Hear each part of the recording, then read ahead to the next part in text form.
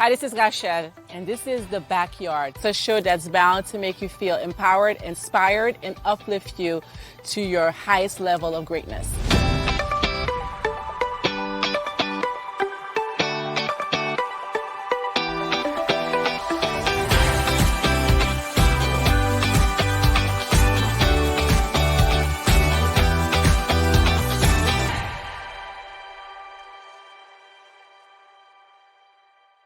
Hello, everyone, and welcome to the Backyard Chat with Rachelle, where we're going live in our virtual series. This is season number 3, and I'm here today with the wonderful Alexa Carlin.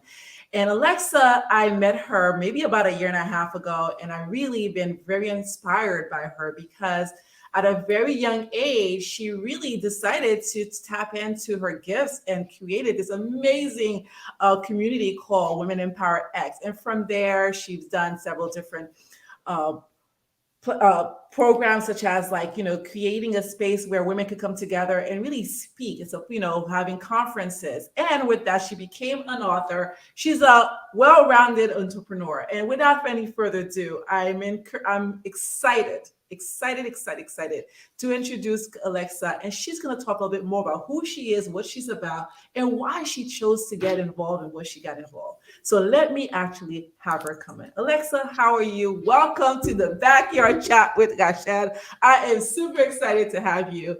Introduce yourself for everybody to actually know you better. Yeah, thank you so much for having me. Super excited to be here. Glad that we're able to connect virtually and be on this journey together. So my name is Alexa Rose Carlin. I am an author, speaker, and founder and CEO of Women Empower X, which is a very diverse and inclusive community of women entrepreneurs, content creators, authors, and speakers, where we help you grow your business and brand authentically through sharing your story, using your voice, speaking across different platforms.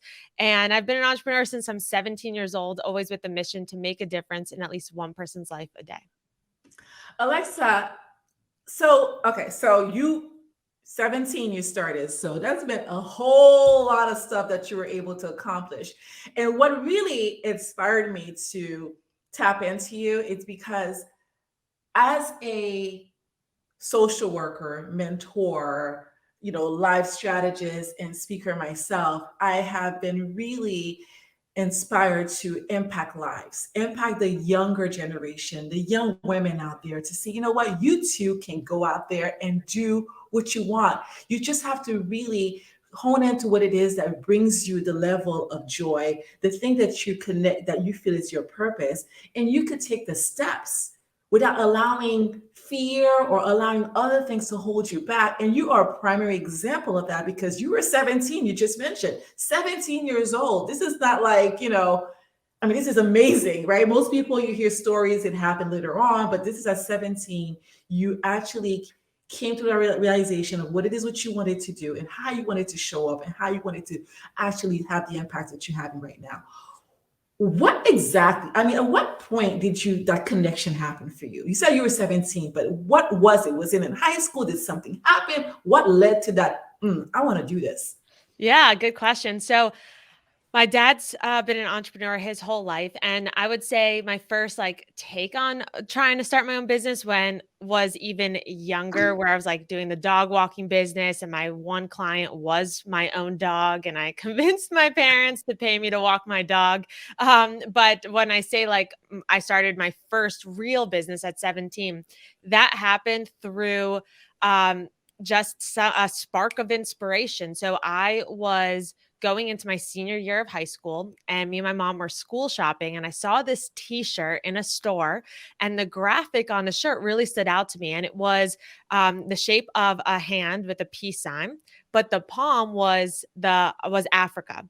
And I read the hang tag on the shirt, and it said how they're using fashion to build villages in Africa to help these villages become self-sustainable, as well as build schools to use education for that. And I just fell in love with that mission, also because when I was younger, my whole goal and dream was fashion.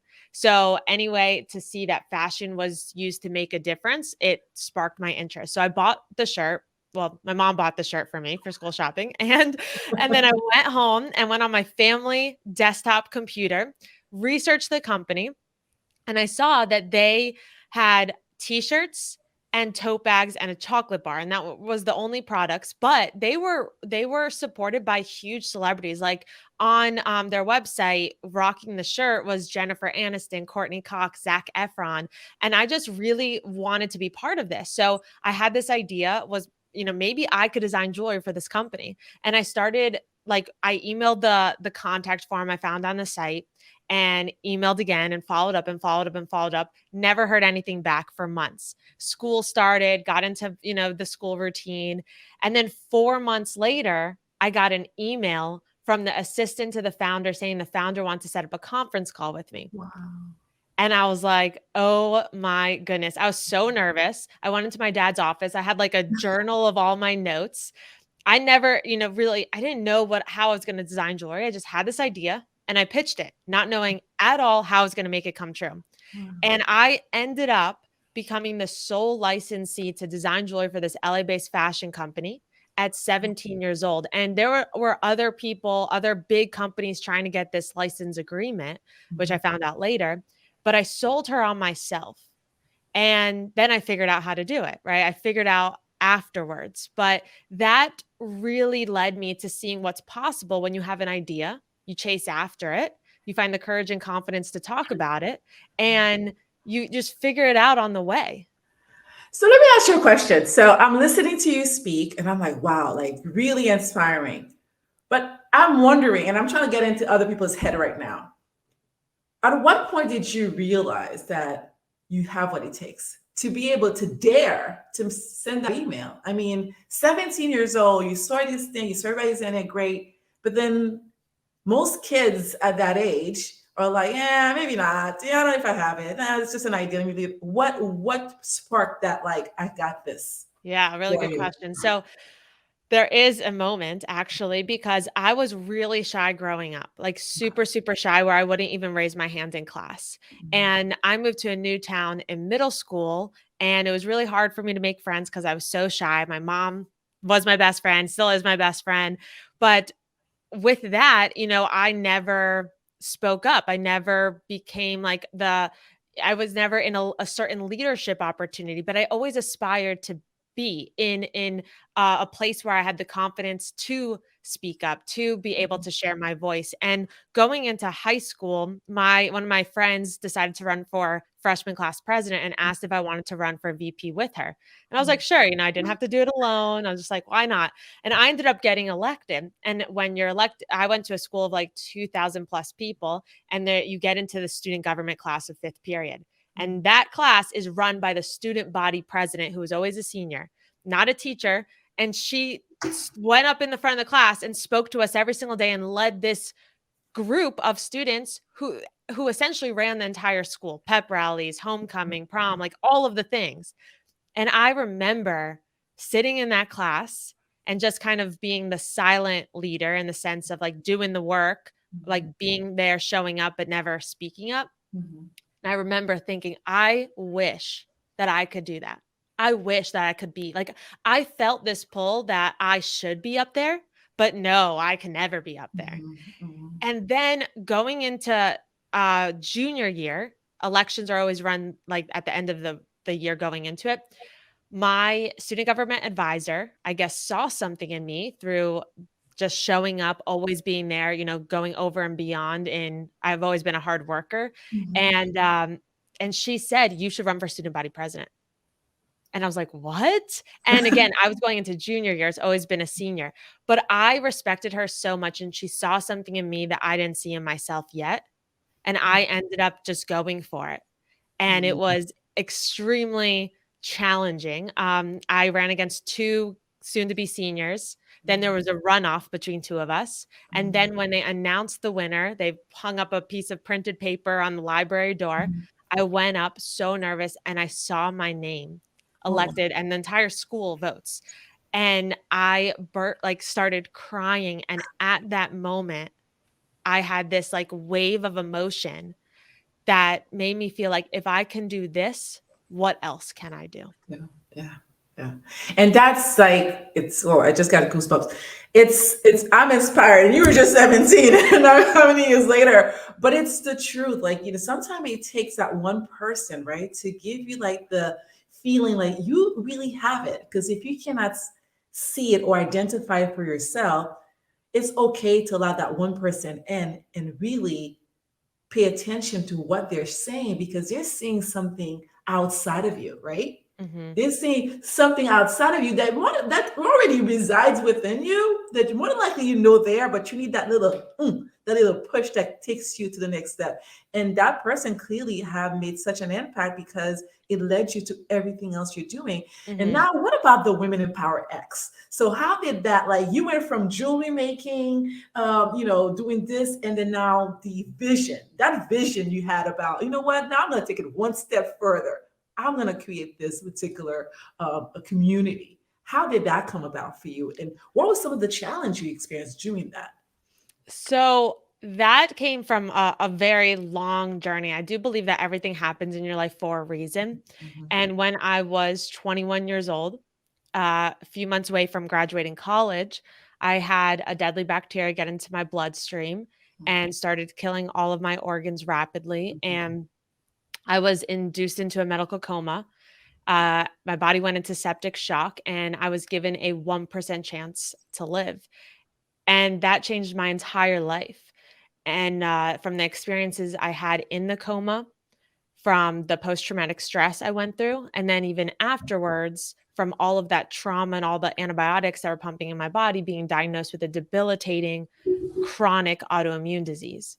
And it was through that journey that really, it changed everything. I mean, I felt like all of my dreams were just taken from me. I had to move, like, I still went to New York City after college, but then I got sick again with my autoimmune, had to move back in with my parents in my 20s, and I just felt so discouraged. And when you're a very motivated, naturally motivated individual, and I just had no control over my health, and I couldn't do anything. And it was a long time where I allowed myself to be a victim to circumstance, a very long time. I mean, there was a year where was too sick to even leave my apartment to walk my dog. And so in that journey though, again, I still always had this passion inside of me, and I started to get on social media. I started to share my story vulnerably online when I was too sick to like be out there. mhm, And that's what led me to really thinking, okay, this had to happen for a reason.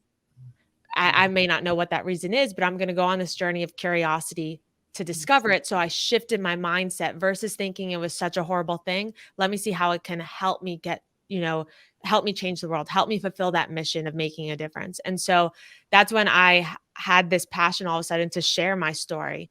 And then I wanted to speak. No one gave me an opportunity to speak. And mhm, that's when I started my own events. And my own events were under a blog that I had started in college called Hello Perfect. My first event, 5 people showed up, and I was like, "Yes, I get to inspire 5 people today." And then the next event, 15 people, the next event, 30 people, and soon enough, people started seeing me speak in my audience, and then they asked me to speak at their events. And through that journey, I started to see such a big disconnect with women that I was speaking to. I would be hired to speak to a group of millennial women, like an organization was only millennials. Then another group there was only women further along in their career, only women part of the PR industry or a certain demographic. And every time after I speak, people come up to me, they share their story, they share what they're doing.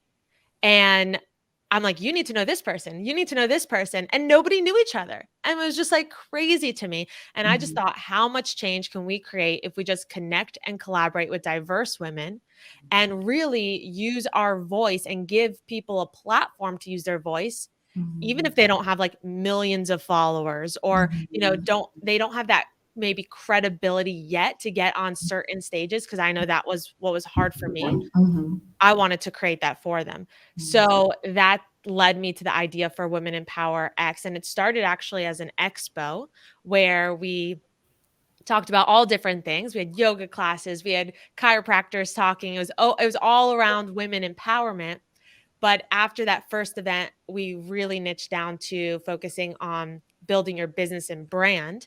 So instead of like a yoga class, we had a panel on how to build a business in the yoga industry. So that really, like, one idea, went for it, put a down payment on the convention center with $2,000 I had in savings and ran with it, prayed and hoped 300 people would show up, and over 1,000 people showed up. Wow. And that was all through word of mouth marketing and me speaking anywhere and everywhere on and offline to get 1,000 people to show up. Wow. Hi, I am Rachelle Sylva, and I'm happy to be able to interrupt this wonderful broadcast to talk to you about two major things. I want to let you know that my energy book is available to you, and I encourage you to check it out. Why? Because we all need to start the process of discovery. It is key to get to know who you truly are from the core, understanding what you want and why it matters. My energy can be found at my website, www.rachellesylvain.com. And it's a 7-step process to self-discovery. It's a do-it-yourself. If you don't know how to start your process, get this book. It will get you started. And if you want to talk more about it, feel free to reach out to me through the website, www.rachellesylvain.com. And the other great thing is that I have this amazing service available to you. I encourage you to check out my Power Boost. We all have moments where we feel down, unmotivated, stuck, cannot get clarity as to what we need to do, and not having the creativity to continue our day. Sometimes we just need to let it out, talk to someone, try to shift our mindset and move through the day with more clarity and more positivity. I encourage you to check out my Power Boost. It's a 90 minutes where you will get unstuck, mind shift, and get a plan in place for you to continue your day and your activity the way you intended to. Don't hesitate, go out there and continue to watch it broadcast because it's meant for you to get inspired, motivated, and uplifted. Until next time. So Alexa, okay, so we process this again. It's like I tried to. Yeah, and I kind of know the story a little bit, but like, it's really what I want this audience to hear, pay attention to is that you have what it takes. You have what it takes, and it requires you to trust in yourself and your abilities. And trusting also, no matter what's happening to you, because you went through a journey with your health, that you still can take the time to create, to show up, and just be present in ways that otherwise you might have not thought you could, but you can.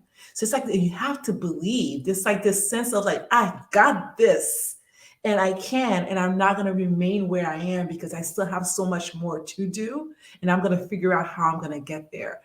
And this is, again, like inspiring and motivating because so many people out there are sitting or wondering what's next, or may not have had a similar experience, or might have even like a whole different experience that was traumatic to them. But then to know that you got this, you just have to give yourself grace, it sounded like to me, and believe in yourself enough to know that with time, you could still create and become who you're destined to become. That's what comes out for me. And with that, I want to know, what are some of the challenges that you've experienced during that journey of creating WEX? Like, I mean, as an entrepreneur, I mean, we know that, yeah, it's great. We got it. We got all these. But what are some of the challenges that you had or obstacles that you had to face during that journey? And how did you overcome it? So there were a lot of different challenges. One, I was still very sick. So a lot of people don't realize that I grew WEX while I was sick, and many days I was growing it from laying in my bed because I was too sick to get up.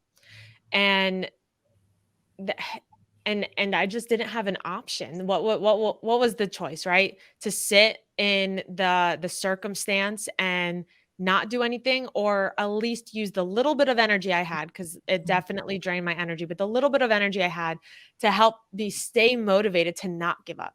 And really, my dreams, my community that showed up for me, I always say saved my life, because it was them that helped me not give up. It was my dreams that helped me not give up, even if it was just one tiny action step a day, because again, I wasn't that healthy. So that was the biggest challenge, I'd say. Also, another challenge was a fear, like with my autoimmune disease.